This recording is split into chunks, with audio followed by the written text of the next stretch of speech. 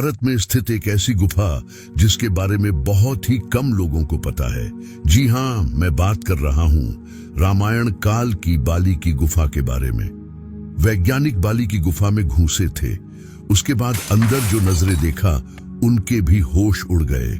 ऋषि मुख पर्वत पर स्थित सुग्रीव की गुफा के बारे में तो हर कोई जानता है, परंतु बाली की गुफा के बारे में हर कोई अनजान है, जो अपने अंदर ही कई राज समेटे हुए है।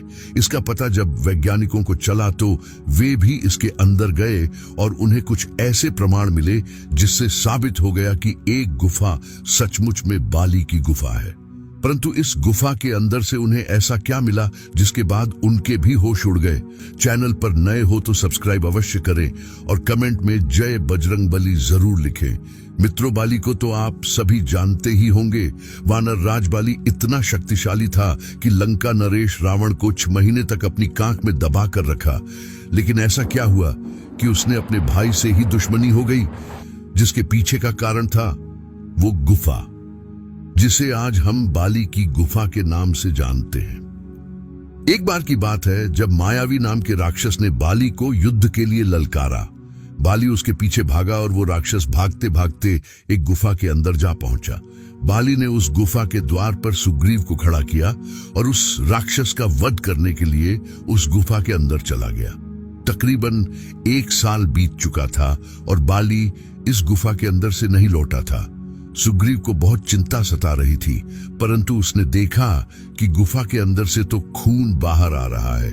उसे लगा कि बाली की युद्ध में मृत्यु हो गई है, इसलिए उसने एक बहुत बड़ा पत्थर लिया और उसे गुफा के मुख पर लगा दिया। परंतु वह सच से अनजान था। दरअसल वह गुफा इतनी लंबी थी कि उस राक्षस को ढूंढने में बाली को 1 साल लग गया और 1 साल बाद उसने उस मायावी राक्षस का वध कर दिया। परंतु जब वो उसके द्वार पर पहुंचा तो एक बहुत बड़ा पत्थर देखकर उसे भी हैरानी हुई। उसने मन ही मन सोचा कि शायद सुग्रीव मेरा शासन हड़प लेना चाहता है। उसने जैसे तैसे कर वो पत्थर हटाए और वापस अपनी नगरी में पहुंचकर सुग्रीव को धक्का मारकर अपनी नगरी से बाहर निकाल दिया। जिसके बाद सुग्रीव अन्य वानरों के साथ अर्शिमुख पर्वत पर रहने लगे। जिसके बाद अर्शिमुख पर्वत सुग्रीव की गुफा के बारे में तो हर कोई जानता है, परंतु बाली की गुफा से हर कोई अनजान है। आज के समय में बाली की वही गुफा तुंगभद्रा नदी के किनारे कर्नाटक के हम्पी शहर के आसपास के इलाके में है। वहां पर स्थित कुछ लोगों ने यह दावा किया है कि यह वही बाली की गुफा है जिसमें बाली और मायावी राक्षस के बीच युद्ध हुआ था। वैज्ञानिक को जब इस बात का पता चला तो वे शोध करने के इरादे से बाली की गुफा में पहुंच गए। परंतु जब गुफा के अंदर पहुंचे तो उनको इस बात का अंदाजा नहीं था कि वो गुफा कितनी लंबी है। वो पुनः गुफा के बाहर आ गए और इस बार अपने साथ खाने पीने की पूरी व्यवस्था करके दोबारा एक बार बाली की गुफा में घुस गए। ये गुफा इतनी लंबी है कि बाली को भी मायावी राक्षस को ढूंढने के लिए पूरा 1 साल लग गया था। परंतु वो धीरे धीरे गुफा के अंदर चलते जा रहे थे। उन्हें बस कुछ ऐसा प्रमाण चाहिए था जिससे ये सिद्ध हो सके कि ये गुफा सचमुच में बाली की गुफा है।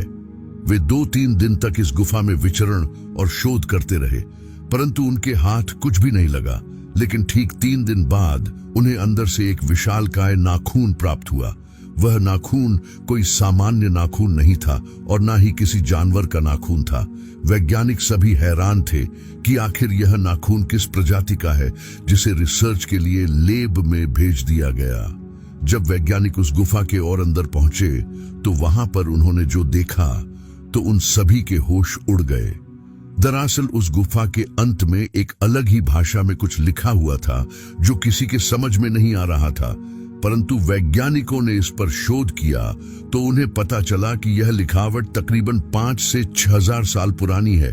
वानर नाम की प्रजाति पहले इस तरह की लिखावट का इस्तेमाल किया करती थी। वानर बंदरों से अलग हुआ करते थे। उनका शरीर मानव की तरह होता था, परंतु मुख बंदर की तरह। उनकी पूंछ भी होती थी और वह काफी हष्ट पुष्ट पहलवान की तरह होते थे।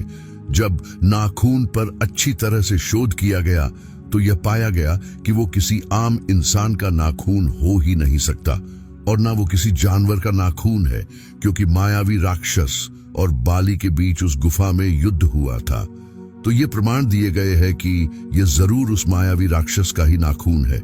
जिसके बाद वैज्ञानिकों ने भी इस बात पर मोहर लगा दी कि यह गुफा सचमुच में बाली की गुफा है, जो आज के समय में तुंगभद्रा नदी किनारे कर्नाटक के हम्पी शहर के जंगली इलाकों में मौजूद है।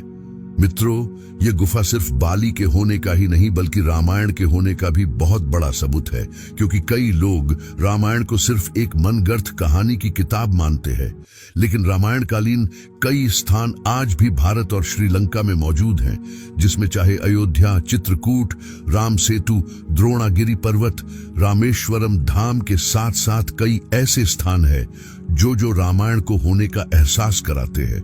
हमारा मकसद लोगों को पुरानी आस्थाओं से जोड़े रखना है।